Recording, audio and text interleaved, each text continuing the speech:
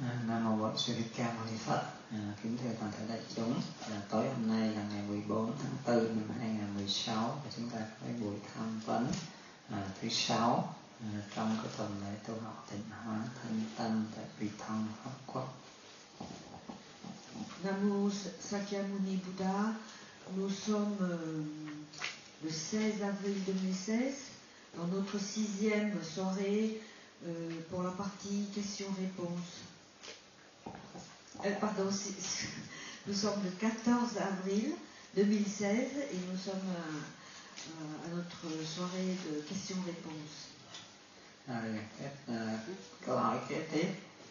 Thưa Thầy, sử dụng nồi ly uống nước bằng nhôm có tốt không? Chất nhôm chuyển ra đồ ăn khi nấu hay không? Dạ thưa quý vị, thì cái này nó giống y như là cái câu mà sử dụng cái aluminum foil ngày hôm qua mình nói, tức là tất cả những cái dụng cụ bằng nhôm khi mà mình đụng với nước, đặc biệt là axit, tức là những cái chất chua, những cái chất mặn tức là muối, chất chua là axit, thì nó đều làm tan cái nhôm ra, và đặc biệt nó sẽ gia tăng khi chúng ta đun lửa càng nóng bao nhiêu thì nó càng ra trong thức ăn thức uống của mình nhiều bấy nhiêu. La question est que si on utilise des ustensiles en aluminium pour boire ou pour manger et pour cuire les aliments, est-ce qu'il y a une influence sur notre alimentation? Bien sûr que oui, puisque nous avions vu hier, comme les films alimentaires en aluminium, les récipients en aluminium aussi supportent mal l'acidité dans les aliments et la saveur salée dans les aliments. Ces deux saveurs en particulier dissolvent les particules d'aluminium, et en plus ce phénomène est augmenté par la chaleur. Et du coup, les particules d'aluminium se mélangent avec la nourriture. Thì nếu như chúng ta sử dụng cái dụng cụ mà nó sử dụng cái hợp kim, tức là nhôm mà pha với những cái kim loại khác, thì như vậy cái hợp kim đó, cái dụng cụ đó càng dày bao nhiêu, càng cứng bao nhiêu, tức là thành phần của nhôm ít bấy nhiêu, thì như vậy là nó sẽ ít tổn hại nhất. Còn những cái nào mà nó càng mỏng bao nhiêu, càng mềm bao nhiêu, tức là thành phần của nhôm nhiều bấy nhiêu, thì nó sẽ thải ra nhiều và nó sẽ tổn hại nhiều. Les récipients qui sont fabriqués par un alliage d'aluminium et de métaux différents métaux réagissent différemment. C'est-à-dire que si le récipient est épais et dur, cela veut dire qu'il y a moins de pourcentage d'alu dans ces récipients. Donc ils réagissent mieux à l'utilisation et à la chaleur. Alors que les ustensiles qui sont minces et qui sont souples signifient qu'il y a un pourcentage d'alu important, et donc ils sont plus facilement attaqués par ce que nous venons de voir, c'est-à-dire les différents saveurs, acides, salés, la chaleur, etc. Câu hỏi thứ hai là chảo tráng một lớp màu đen để xào nấu thức ăn có cho không dính có tốt không? Nếu không tốt thì có thể thay thế bằng chảo ceramic được không? Les poêles en Tefal réagissent bien ou pas avec le temps et la chaleur. Et dans le cas, si c'est non, est-ce qu'on peut les remplacer par les poêles en céramique? Thì thưa quý vị, cái chảo cho tráng bằng cái lớp mà không dính này thì nó rất là độc, đặc biệt là khi nó bị tróc rồi, khi khi nó bị mòn và khi nó bị tróc cái lớp láng ở trên và nó bắt đầu nó đi xuống dưới sâu, hay là khi mà chúng ta sử dụng cái nhiệt độ cao mà không có nước hay là không có dầu nhiều. Les poils céphales sont très toxiques, surtout si la couche anti-adhésive est abîmée. Elles sont davantage encore toxiques si on n'utilise pas d'eau ou d'huile pour servir je dirais, d'isolant pour protéger l'aliment.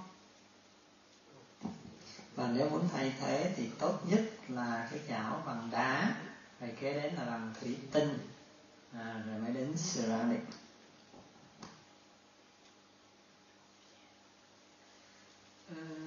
Les meilleurs poêles sont en pierre, puis en verre, et viennent en troisième lieu les poêles en céramique. Câu hỏi kế tiếp, thưa thầy, có những gia đình xem TV trong phòng ngủ hay có máy vi tính trong phòng ngủ, như vậy có hại không ạ? Certaines familles regardent leur télévision dans les chambres. Est-ce qu'il y a des effets néfastes? Tất nhiên nó có hại trên nhiều cái mức độ khác nhau. Les effets sont néfastes à différents degrés. Chúng ta biết là đây là cái trường hợp thứ nhất là nó làm cho chúng ta thường xuyên bị mất ngủ. D'abord, le premier inconvénient, c'est que ça provoque des insomnies. Tại vì cái não bộ của chúng ta và cái chương trình được thiết lập ở trong não của chúng ta theo cái thói quen hàng ngày, nó thiết định cái giường là nơi để ngủ là nhiều nhất. Parce que dans notre système nerveux central, le système nerveux central a déjà programmé dans sa tête, dans notre tête, que le lit, c'est un endroit pour se reposer et pour dormir. Và khi chúng ta ngủ thì cái ý thức của chúng ta phải ngưng, không có làm việc. Et pendant le sommeil, normalement, la conscience se repose.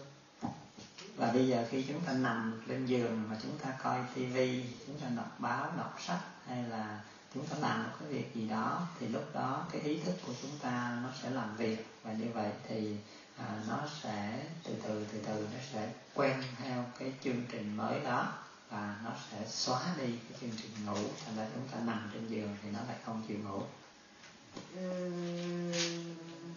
Et quand nous faisons d'autres activités sur notre lit, c'est-à-dire regarder la télé, lire, d'autres activités que le sommeil, petit à petit, le système nerveux va s'adapter et va programmer d'autres activités à la place du sommeil. Et, du coup, nous allons avoir un nouveau programme qui se met en place plutôt que le programme sommeil. Et du coup, nous ne dormons plus quand on va au lit. Và cái phần vi tế hơn nó làm cho chúng ta căng thẳng mất ngủ nữa là chúng ta biết những cái sóng điện từ trường của TV hay là của âm thanh thì nó luôn luôn có mặt ở trong vũ trụ, và khi chúng ta có một cái thiết bị tiếp nhận thì như vậy nó sẽ luôn luôn nó được nối kết và nó kích thích não bộ của chúng ta, không những lúc chúng ta xem mà kể cả lúc chúng ta không xem nó vẫn ảnh hưởng. Le sommeil est perturbé à un niveau plus subtil encore, puisque la télévision envoie des ondes électromagnétiques. Et ces ondes électromagnétiques de la télévision vont s'ajouter aux ondes, vont réceptionner et s'ajouter aux ondes électromagnétiques de l'extérieur, de la nature. Et ces ondes doublées vont nous perturber davantage. Et même si la télévision est éteinte, les ondes ils sont toujours présentes. Donc d'où insomnie. Và một cái điểm vi tế hơn nữa tức là tất cả những cái màn hình đó nó luôn luôn phóng ra những cái âm điện tử, và như vậy nó lấy hết tất cả những cái điện tích dương, những cái từ trường tích cực trong cái phòng đó hay là trong con người của chúng ta, làm cho chúng ta bị âm tính, bị mỏi mệt, bị căng thẳng.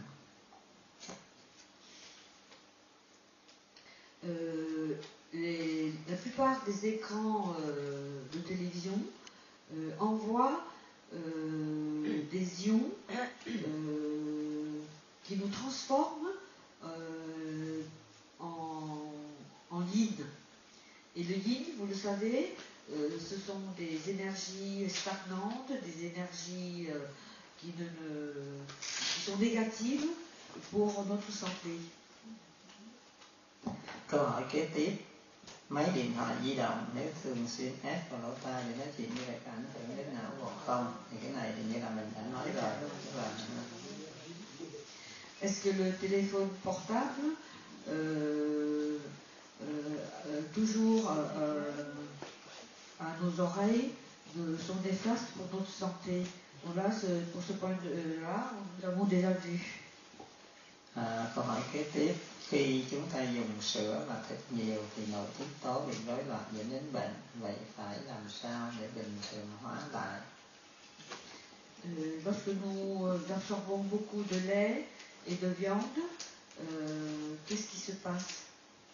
Và nếu đã có bệnh thì phải điều trị như thế nào? Et si jamais nous avons une pathologie, comment faire pour nous guérir? Thì chúng ta biết rằng thịt, sữa hay là những cái đạm động vật, những cái đạm động vật thì nó gây cái tổn hại trước nhất là trong cái hệ tiêu hóa của chúng ta, trong cái hệ hô hấp của chúng ta trước nhất, là tại vì nó đi qua cái phần trên của hệ tiêu hóa thì nó sẽ dính tới hệ hô hấp liền ngay lập tức. Les protéines animales sont néfastes pour le système digestif, nous l'avions déjà vu, mais comme le système digestif est aussi relié au système pulmonaire, donc ils vont abîmer en premier ces deux systèmes. Thì như vậy chúng ta thấy cái triệu chứng rất rõ ràng là những trẻ em còn rất trẻ khi sử dụng sữa bò nhiều là vì cái bệnh asthma hay là đờm nhớt nó ra rất là nhiều. Ce phénomène est observé de façon fréquente chez des jeunes enfants qui consomment une grande quantité de lait et ils sont atteints d'asthme et ils ont beaucoup de glaire. Và chúng ta thấy những trẻ em đó thường bị đệm hay là bị nấm ở trong miệng. Et ils ont aussi beaucoup de soucis, de champignons au niveau de leur langue. Và bởi vì phổi thì nó lại liên quan tới da, thành ra khi mà chúng ta bị bệnh phổi hay bệnh ruột già thì cái da của chúng ta nó cũng sẽ bị tổn thương, và đó là lý do tại sao chúng ta bị dị ứng, bị nổi mẩn, nổi ngứa rất nhiều ở bên ngoài. Comme nous venons de voir, les protéines d'origine animale abîment le système digestif et le système pulmonaire. Comme le système pulmonaire s'occupe de la peau, le système pulmonaire et tout ce qui est poumon et gros intestin, ce sont des paires associées, ils s'occupent de la peau. D'où c'est lié, protéines animales, c'est lié aux problèmes dermatologiques. Và chúng ta biết rằng để tiêu hóa những chất đạm như vậy thì thông thường là cần phải có cái lượng axit trong bao tử rất là nhiều, và như một cái hậu quả tức là cái lượng axit đó cuối cùng nó đi vào máu và nó làm cho cái máu của chúng ta bị axit hóa, máu bị axit hóa thì cái hệ miễn dịch chúng ta một lần nữa là bị suy sụp.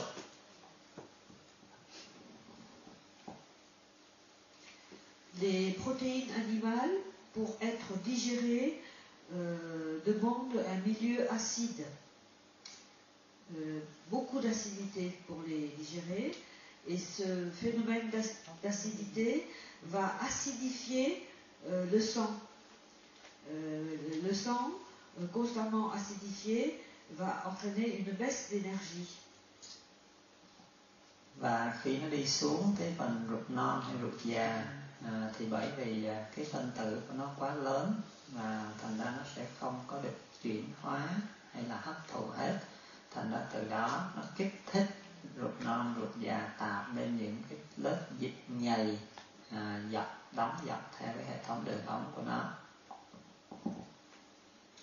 Donc cette digestion incomplète, je dirais, de protéines, ou mal digestion des protéines, cet ensemble d'acidité et de protéines, une fois retrouvé dans l'intestin grêle et le gros intestin, va stimuler la production de glaires qui vont coller le long des parois des muqueuses intestinales.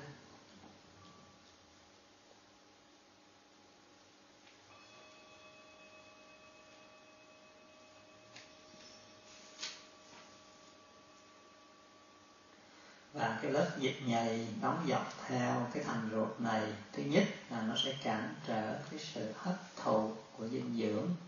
Thứ hai, nó là cái môi trường để cho tất cả những cái vi sinh vật xấu sống và cung cấp thức ăn cho nó.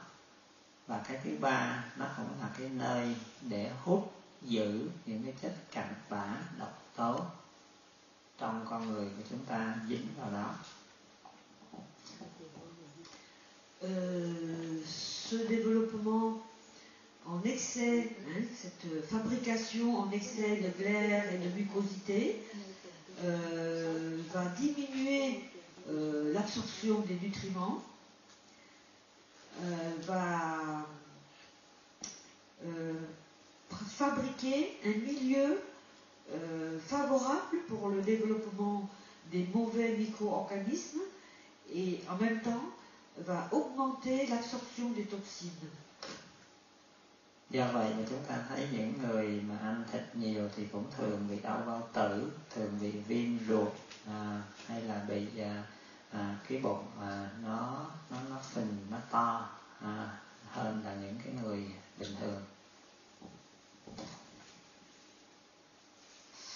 Donc nous observons que les personnes qui consomment beaucoup de protéines, surtout de protéines animales,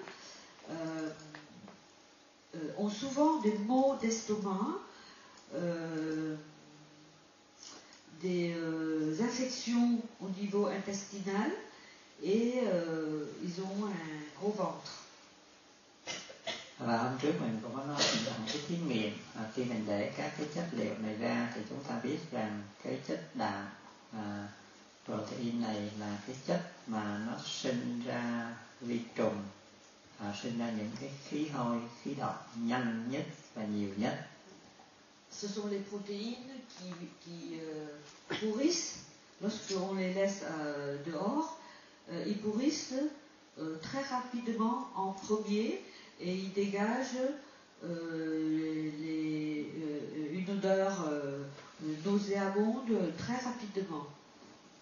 Do vậy mà khi cái lượng thịt mà không được chuyển hóa, không được hấp thụ thì nó đọng lại ở trong ruột già này, nó làm cái môi trường rất là thuận lợi cho những cái con vi sinh nó phát triển. Đó là lý do tại sao mà người ta bị viêm ruột, bị ung thư ruột nhiều khi mà chúng ta sử dụng cái chất đạm nhiều ngày nay. Ces protéines utilisées en excès et qui ne sont pas totalement digérées vont stagner au niveau du gros intestin et du côlon et du coup vont entraîner un développement important des mauvais micro-organismes. Et aussi, c'est un milieu qui va favoriser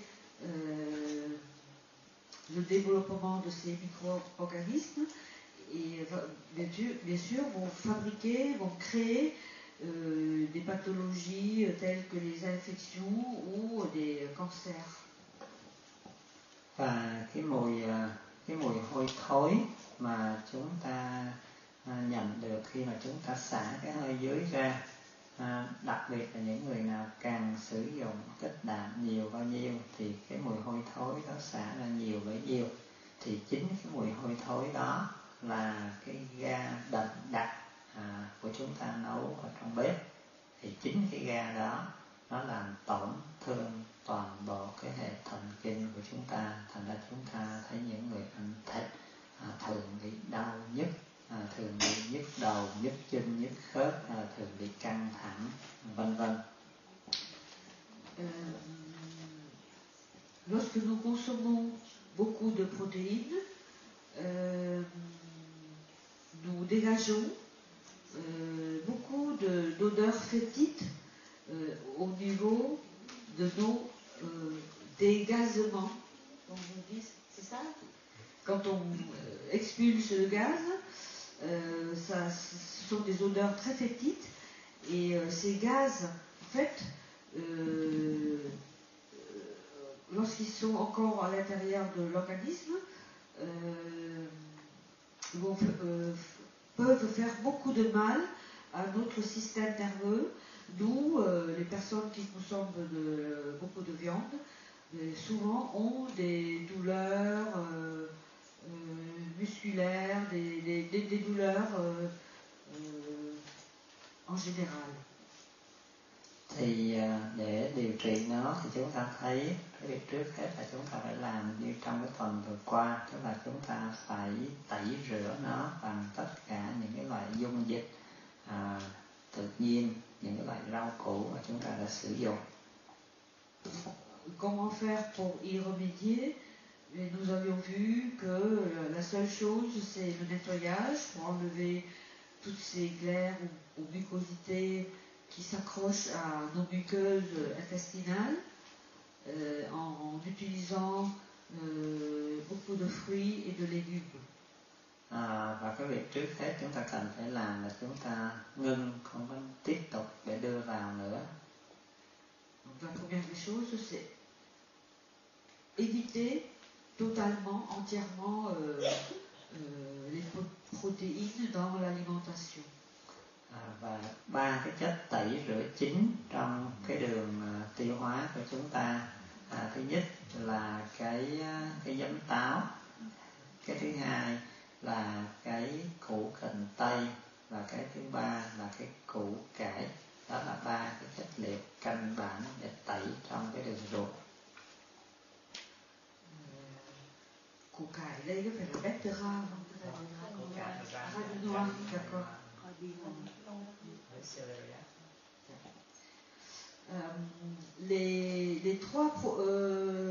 Les trois aliments pour le nettoyage, c'est le vinaigre de pomme, le céleri et le radis noir.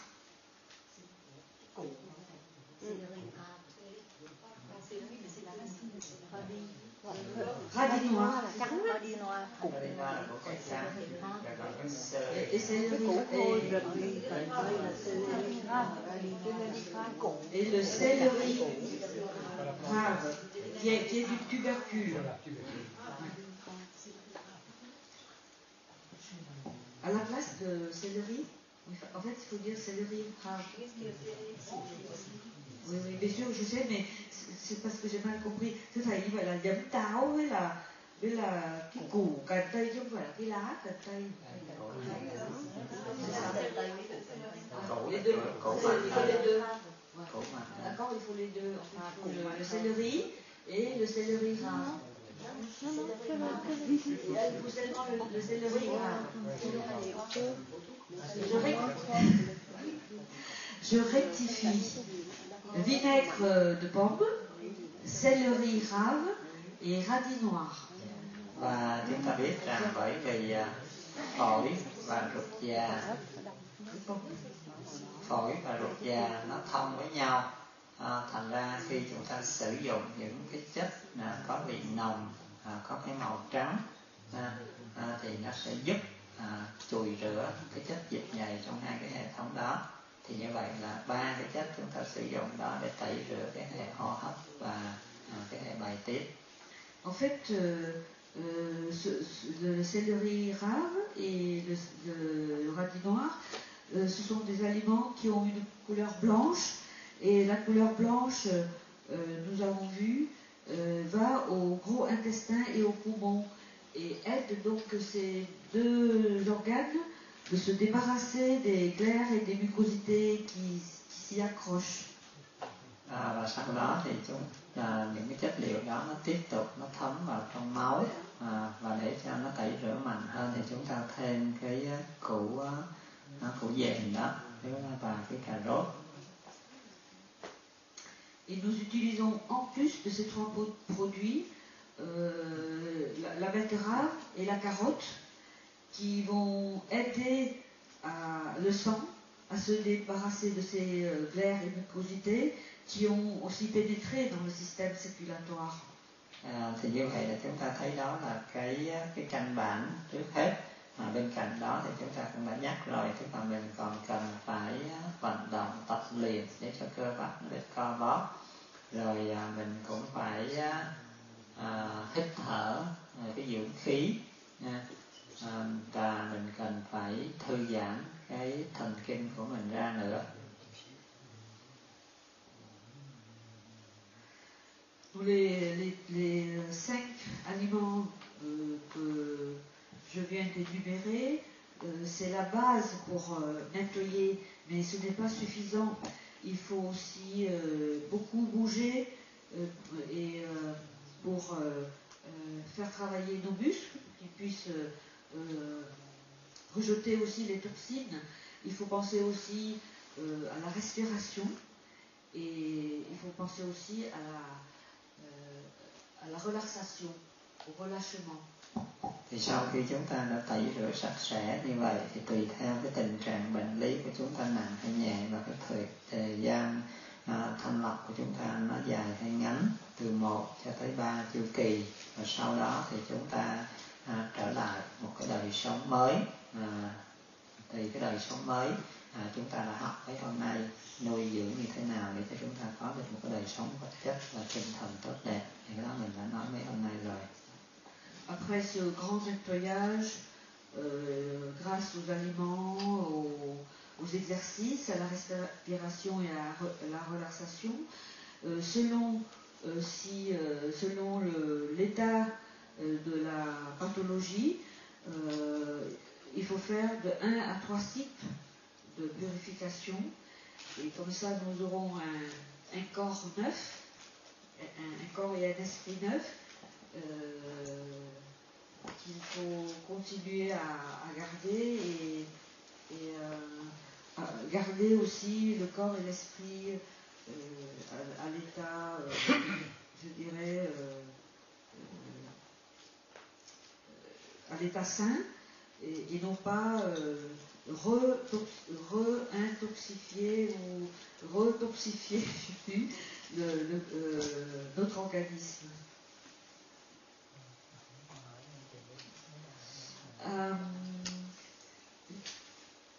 Nous avons reçu d'autres questions. Est-ce que comment traiter et quels chiffres psalmodier pour les cas de glaucome et des cas de cataracte? Thưa thầy, phải trị làm sao và phải đọc số nào đối với các bệnh như bệnh tăng áp suất ở mắt và bị cường thủy tinh thể? Và thì trước hết là chúng ta nhớ là chúng ta cũng phải biết rằng cái nguyên tắc của bệnh là do cái hệ thống đường ống của chúng ta, cụ thể là cái mạch máu lên tất cả những cái nơi đó nó bị chèn ép, nó bị bế tắc, Thành ra cái người càng lớn là cái người mà càng bị bế tắc cái hệ thống đường ống mạch máu. Trong trường hợp này nhiều bao nhiêu thì tình trạng bệnh lý nó nặng bấy nhiêu. Thành ra chúng ta cần phải làm cái việc thanh lọc là cái trước hết.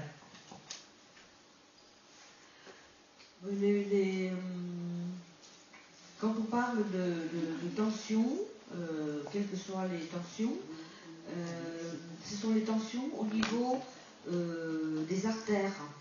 Donc en fait, les artères font partie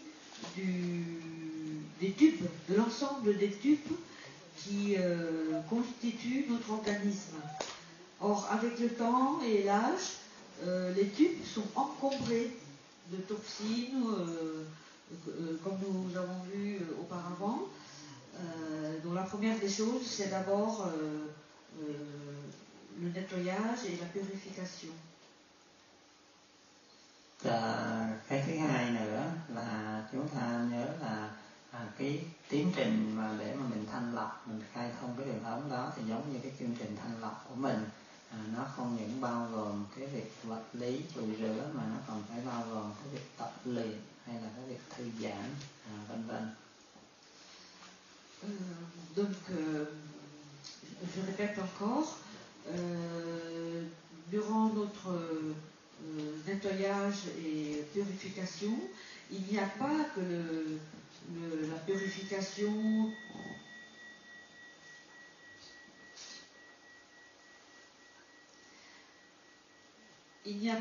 purification du corps physique, hein. Il y a aussi tout cet aspect de purification du corps physiologique et des deux autres états énergétiques que nous avions vus. Về niệm số thì chúng ta có thể sử dụng cái số 6 và số 8 trong trường hợp này, tức là số 5.650 và số 2000. Pour donc des problèmes de vue, d'œil, on peut utiliser le numéro 5, c'est-à-dire 260. Le 5 ou le 6? Le 6, pardon. Le 6, c'est 5, 6, 5, 6, 5, 0. Et le numéro 8, c'est 2, 0, 0, 0. Và bên cạnh đó thì chúng ta cũng có thể thực tập cái việc xoa bóp cái vùng huyệt xung quanh mắt. Thì quý vị vào trong cái trang mạng Sống Chánh Niệm thì trong đó thì nó cũng có. Nous devons aussi pratiquer le massage des différents points se trouvant autour de l'œil.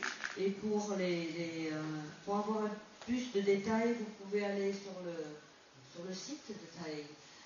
Il a des schémas précis. Thì chúng ta xoa xung quanh cái vùng chân mày của mình, thì hai bên thái dương và ở mé giữa cái chân mày. On masse les points qui se trouvent au niveau des sourcils, sur les côtés externes des deux yeux, le milieu, la ligne médiane du visage. Rồi ngay cái đỉnh của hai cái lỗ tai của mình. Et aussi sur le sommet de l'oreille. Và ngoài ra thì chúng ta cũng có thể là xoa ở trên cái vùng tay của mình. Et nous massons aussi les paumes de nos mains. Thì trên cái bàn tay của mình thì mình có thể là dùng cái tay này làm cho tay kia, tức là tay phải làm cho tay trái và tay trái làm cho tay phải, ngay cái khe nối giữa cái đốt thứ hai với đốt thứ ba của ngón trỏ và ngón giữa. Donc, sur le schéma, c'est le premier, la partie qui sépare la première phalange de l'index et du majeur. La troisième phalange. On compte depuis le début. Ah d'accord, on compte depuis le haut vers le bas. Donc en fait, c'est pas la première phalange, c'est la troisième. C'est l'articulation du troisième phalange. Hay là mình có thể làm ở mấy bên ngoài của ngón cái cũng được, tức là cái ngón cái thì làm ở mấy bên ngoài. Donc il y a au niveau du pouce, sur la peau, sur le côté dos de la main, sur le pouce, vous trouverez 2 points sur le schéma là et on peut masser ces 2 points aussi.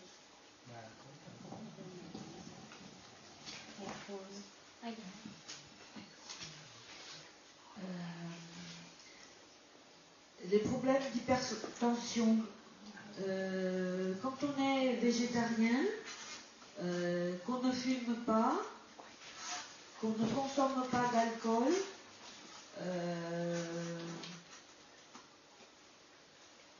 c'est ça, c'est-à-dire que quelqu'un qui est végétarien, qui ne fume pas et qui ne consomme pas d'alcool, et il a quand même une hypertension. Donc qu'est-ce qu'il faut faire? Il n'y a pas de question. C'est juste une... c'est ça, hein? Oui. Qu'est-ce qu'il faut faire? Alors, trong người ăn chay, không hút thuốc và không uống rượu mà lại bị bệnh cao huyết áp thì phải làm gì thưa thầy? Cao huyết áp thì nó có rất là nhiều cái nguyên nhân.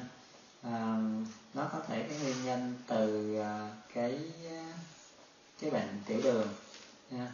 Thì chúng ta biết rằng khi mà chúng ta đưa cái chất dinh dưỡng căn bản của mình như mình đã nói rồi, tức là chất tinh bột mà nó sẽ biến thành đường, hay là mình ăn đường trực tiếp, vân vân, thì nếu mà cái lượng đường đó nó không được vận chuyển đi hết thì nó sẽ đọng lại trong máu mình. Thì nó cũng sẽ hút nước vào, không những chúng ta bị bệnh tiểu đường mà cái lượng đường đó nó cũng sẽ hút nước vào trong máu, thì làm cho cái thể tích máu gia tăng, thì từ đó cũng sẽ đưa đến cái bệnh cao huyết áp. Alors l'hypertension a plusieurs causes. La première cause, c'est peut-être le diabète. Le diabète, c'est la non-utilisation du sucre dans le sang. Et ce sucre dans le sang va attirer de l'eau dans le sang, d'où augmentation de pression et donc augmentation de tension. Rồi có khi mình không bị cái lượng đường nó dư mà nó biến ngay lập tức thành ra chất mỡ, thì chất mỡ đó nó cũng đóng lại trong cái thành mạch máu, nó làm cản trở cái sự lưu thông của máu, thành ra cái thành mạch máu của mình lại cứng hơn, cái đường kính của ống trong nhỏ hơn, thành ra cái máu nó lưu chuyển nó khó hơn, do vậy nó cũng làm tăng cái áp lực của máu lên. Thì đó cũng là cái nguyên nhân thứ hai làm cho bị cao huyết áp. La deuxième cause de l'hypertension, c'est la non-utilisation, c'est-à-dire le sucre. Le sucre dans l'organisme n'est pas transformé, n'est pas digéré, et il se transforme directement en corps gras, et ces corps gras vont rigidifier les tubes, c'est-à-dire les artères, réduisant le diamètre des artères. De ce fait, la circulation sanguine est ralentie ou ne se fait pas et se bloque quelque part et augmente la pression. Hay là khi mà mình ăn chiều trễ quá, thức ăn của mình nó không có tiêu hóa được, thì nó bị bế tắc lại, nó cũng sẽ làm mình bị cao huyết áp. Troisième cause, se nourrir trop tard le soir, c'est aussi une cause, puisque nous avons vu que le fait de manger trop tard les aliments ne seront pas transformées, ne seront pas digérées et va augmenter les toxines dans le sang et augmente aussi la pression. Hay là mình không có đi đại tiện, được thường xuyên táo bón cũng là một cái nguyên nhân gây cao huyết áp.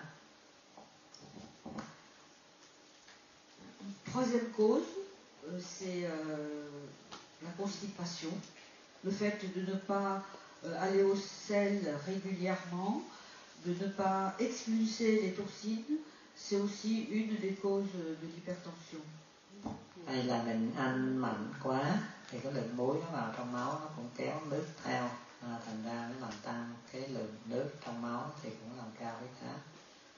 Une alimentation trop salée va absorber, va attirer beaucoup d'eau dans la circulation sanguine et va augmenter aussi la pression au niveau sanguin. Hay là chúng ta bị cái gan, cái thận của mình nó bị suy yếu, nó không có thông, nó bị bế tắc thì nó cũng làm tăng huyết áp. Le foie aussi peut être une des causes de l'hypertension. Un foie qui ne fonctionne pas bien, qui est en insuffisance, il n'y a pas de circulation au niveau du foie, puisque nous avons vu les différentes fonctions du foie, il s'occupe du sang aussi, donc ça ralentit aussi la circulation sanguine et ça fait augmenter la pression. Hoặc là chúng ta thiếu vận động, suy nghĩ nhiều quá hay bị căng thẳng, bị stress vân vân, tất cả những điều đó đều dẫn đến cao huyết áp. Le manque d'exercice ou le fait d'être tendu ou les deux peuvent aussi augmenter la pression sanguine. Do vậy mà chúng ta phải tập tìm xem tất cả những cái nguyên nhân đó mình bị một hay bị nhiều nguyên nhân và từ đó mình phải tập thay đổi. Donc il faut revoir, étudier toutes ces causes qui provoquent l'hypertension et voir si une ou deux ou plusieurs causes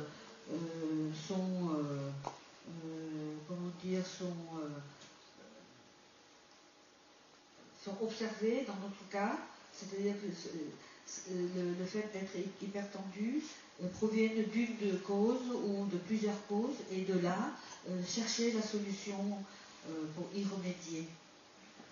Thì trong cái tài liệu của quý vị trong cái sách này đó thì nó cũng có rất là nhiều loại rau củ, trái được sử dụng ép nước ra hay là ăn uống thường xuyên thì cũng để giúp trị ba cái bệnh thông thường, tiểu đường, mỡ trong máu và cao huyết áp.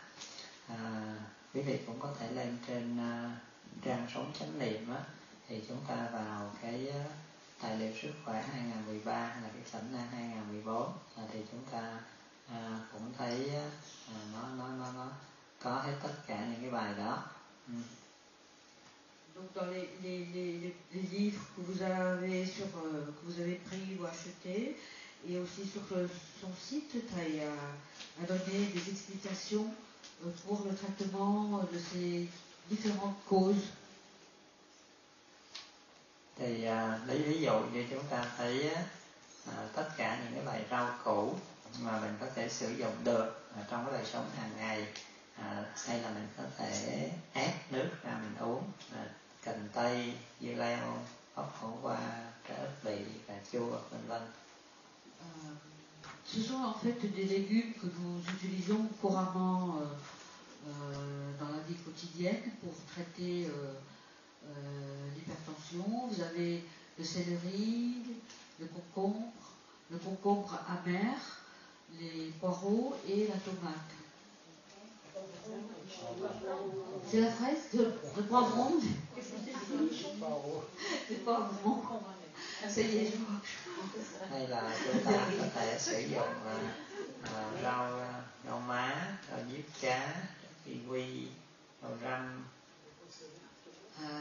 Rau diếp cá, comment on dit en français? Zhao Zheka, je ne sais pas trop. Après, il y a Zhao. La première, c'est quoi? Cái đầu tiên là rau má. Rau má aussi, je crois que c'est Stellata asiatica, il me semble. Les Jean-Jacques, je ne connais pas, mais le kiwi, vous avez vu. Et l'autre? Thì mấy cái này là mình sử dụng rượu vàng của Cần Tây này, on peut utiliser la betterave, le céleri rave, etc. Thì thật ra thì nó có rất nhiều thứ, chỉ cần mình phải tập thể dục thường xuyên, là chúng ta tập hít thở cái không khí trong lành và tập thư giãn tĩnh tâm thì nó sẽ giúp cho chúng ta giải quyết cái bệnh đó không khó khăn gì cả. Vous avez vu qu'il y a l'embarras du choix au niveau des fruits et légumes, mais n'oubliez pas de faire beaucoup d'exercices et de se relâcher régulièrement. Và nếu người nào mà dư cân nặng, dư calorie thì phải tập giảm calorie đưa vào hàng ngày và giảm cái cân nặng dư thừa đi. Toujours en parlant de l'hypertension, pour les personnes qui ont un excès de poids, il faut trouver le moyen de diminuer le poids. Rồi câu tiếp theo.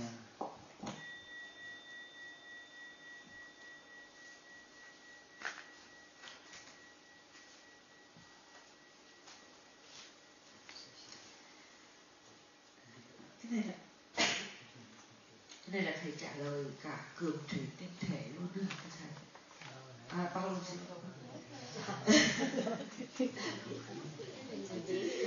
l'anémie. On passe à l'anémie. Vấn đề thiếu máu thì phải trị làm sao ạ? Anémie c'est hỏi hết mà do cái nguyên nhân gì mới được vậy? Thiếu máu rồi, thiếu máu nhưng mà nguyên nhân gì? Tức là thiếu máu nó có rất nhiều nguyên nhân. Là question hay không? Ta cái hỏi là như vậy nè. Ta viết vậy. Ai hỏi? Thiếu chất sắt, người này bị thiếu chất sắt. Không, thì thiếu chất sắt sẽ dẫn tới thiếu máu, đó thì như vậy thì phải biết. En fait, thầy demande, il y a plusieurs causes pour l'anémie. Mais là, on s'est précisé que anémie par manque de fer. Tại vì thiếu máu nó có rất nhiều nguyên nhân, do xuất huyết hay là do sán lại hay là do bị vỡ họng cầu vân vân. Thì trong trường hợp này tức là thiếu máu do thiếu chất sắt. Thì bây giờ mình cũng phải tìm tới một cái nguyên nhân kế tiếp nữa, tức là thiếu chất sắt do chế độ ăn hay là thiếu chất sắt trong máu. Thì thiếu chất sắt trong máu thì nó có nhiều cái nguyên nhân. Nó có nhiều nguyên nhân. Cái nguyên nhân nhẹ nhất của mình đó, tức là khi mà mình sử dụng những cái thực phẩm không có đủ chất sắt hoặc là nó không hấp thụ được. Donc ici, dans ce cas, c'est une carence de fer au niveau du sang. Et qui dit carence, cela veut dire qu'il y a un apport insuffisant d'aliments nous procurant du fer. Thì chất sắt có rất nhiều trong rau xanh. Chất sắt có rất nhiều trong rau xanh, chẳng hạn như chúng ta thấy ở trong rau muống, trong cái broccoli hay là trong cái cải spinach. Đó, tất cả những thứ đó có rất nhiều chất sắt, nhưng mà muốn để cho nó hấp thụ được thì thứ nhất là chúng ta không được nấu quá chín. Cái thứ hai là chúng ta phải sử dụng nó với một cái chất hơi chua, tức là nó trong cái môi trường axit, đặc biệt là vitamin C, thì nó sẽ giúp cái sự hấp thụ của chất sắt nhanh và nhiều hơn. Le fer